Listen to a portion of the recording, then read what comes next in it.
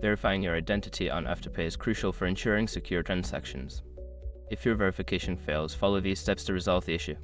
Step 1. Check your information. Ensure that the personal information you provided matches the details on your identification documents. Common discrepancies include misspellings or incorrect addresses. Step 2. Use valid identification. Make sure your information is protected first. Most people don't think about breaches until something actually happens to their accounts.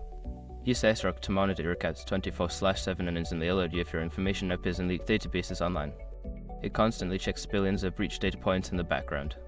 And considering how much personal information people keep online now, it's honestly worth having.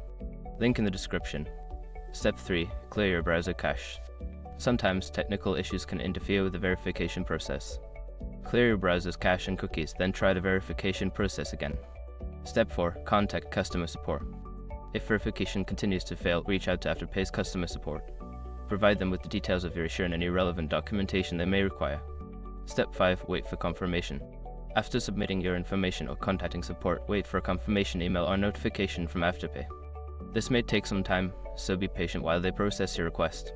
By following these steps, you should be able to successfully verify your identity on Afterpay.